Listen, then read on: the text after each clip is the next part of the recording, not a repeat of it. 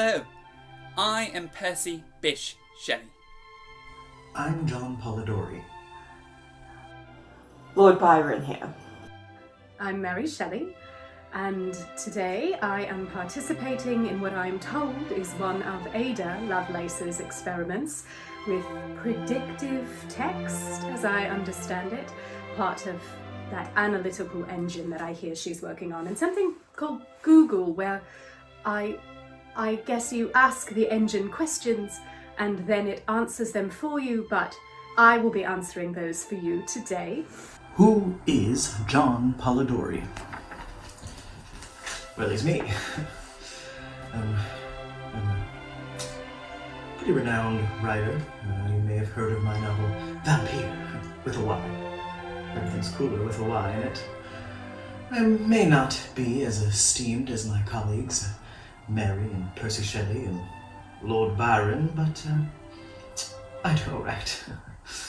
You'll excuse the appearance. I was in one of my creative fists, and I haven't time to shave. And yes, my hair is pink, and I shan't be talking about it. Who did Percy Shelley marry? Who did I marry? Only one of the most beautiful and creative minds of a generation. Only the progeny of two of Europe's greatest thinkers. Who did Percy Shelley marry? Why, the one and only Mary Godwin. So, we'll start at the top. Yeah.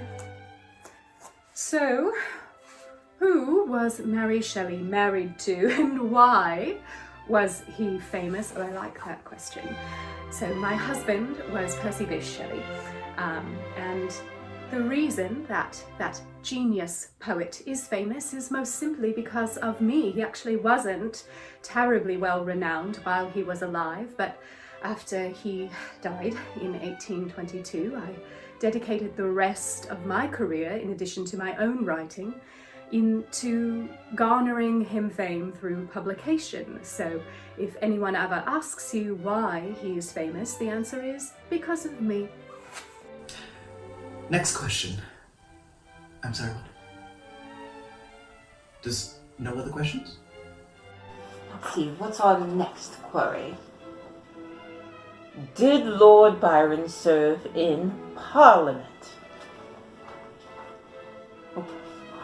Oh, yes, in fact, I did serve in Parliament. I took a seat in the House of Lords, March 13th, 1809. I left shortly after that for the continent, on June 11th. But I did remain in politics for quite some time. I'm known for having given wonderful, rousing speeches and being quite a forward thinker. I've always been in favor of social reform, and I was one of the few people to support the Luddite frame breakers. Really? None? Oh, but I bet Byron's monologuing all his answers, isn't he? Now, if you have no clue what the frame breakers were, they were people who were rebelling against automation. And I feel that automation never produces as high a quality product as just good old-fashioned human labor. So in fact, although many railed against them, I supported them. I feel that socially people should be given the opportunity to be creative, and that there is nothing more stunning than the human body at work. I bet Percy was moved to recite a poem instead of answering questions, right? So now my summer task is ended, Mary, and I return to thee mine own heart home, as to his queen some victor knight of faery, earning bright spoils for her enchanted dome. Nor thou disdain that ere my fame become a star among the stars of mortal night, if it indeed may cleave its natal gloam, its doubtful promise thus I would unite with thy beloved name, thou child of love and light. Did Mary Shelley write Frankenstein in one night? Finally, a question about my work. And the answer to that is simply no. No one can write over 300 pages in a single night. There are simply not enough hours in the day. No one can do that. Not even Lord Byron, in spite of what he thinks he might be able to do. Did Percy Shelley edit Frankenstein? Speaking of that ungenial summer. Well, in fact, I did. A little. Trimmed here, embellished there. I mimicked my wife's hand to pen an introduction. But, contrary to the opinions of some of the worst critics of my time, I did not write the book.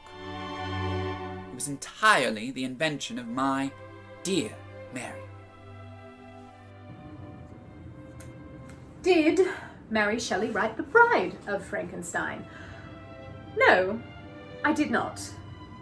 But, technically, I did invent that character, although she only appears as an idea in the novel and is never actually fully formed. So, technically, The Bride of Frankenstein is my intellectual property, and as I understand it, there's something called royalties that a publisher affords to you, and I feel I am owed. I am owed. If anyone is doing anything with that idea, I will be in contact. Every time they get more questions. You didn't ask Byron about the bear, did you? This is quite an interesting story. I'm glad you asked. I did, in fact, have a pet bear. When I was attending Trinity College, I was told that my beloved bulldog, Smut, would not be able to come to school with me. Some policy or another that prohibited dogs on campus. Well, there was no policy that prohibited bears on campus. So I ventured down to the market and bought myself a tamed bear. After all, animal companionship is very important for a gentleman, and I myself have always been an animal lover. When asked what I planned to do with the bear, I told him I thought he should sit for a fellowship at the college. Needless to say, that did not happen, but I proved my point nonetheless, and I feel like I did so in an elegant manner. Really? Does no one care about vampires? I grew up with them with such aplomb. I was told that teens and middle-aged mothers were really into vampires. No?